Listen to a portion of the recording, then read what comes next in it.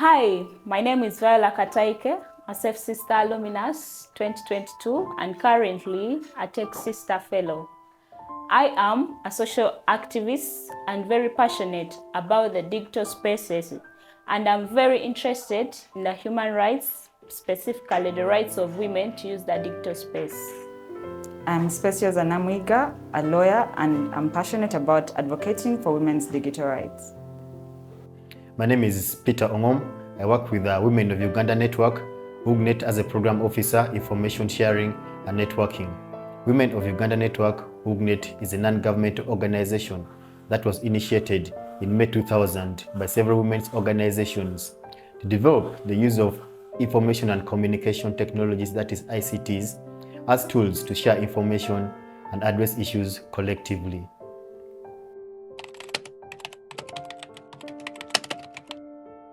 Across Africa, there is a growing scourge of online gender-based violence that disproportionately targets women and girls, particularly women human rights defenders.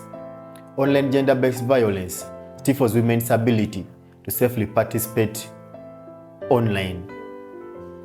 To my understanding, online gender-based violence is any harmful behavior or any act that is perpetrated against an individual based on their gender, that is female or male. This happens on the online spaces, the digital communication spaces, for example, social media, that is Facebook, Instagram, and Twitter, and many more other platforms. This is in form of online harassment, sexual harassment, doxing, and many more other forms.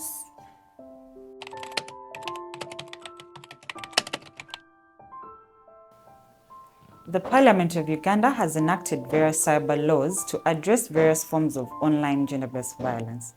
For example, there's the Computer Misuse Act, the Data Protection and Privacy Act, among others. However, there is need to have policy reforms seeking to particularly and precisely address and criminalize various forms of online gender-based violence.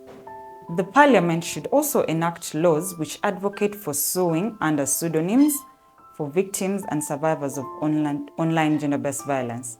This is usually to limit further abuse by the media and the public at large.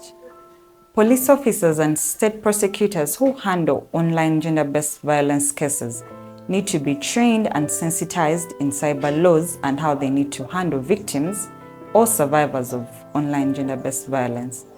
This will bridge a gap between the policymakers, the police officers, and the courts of law, and victims while handling such cases.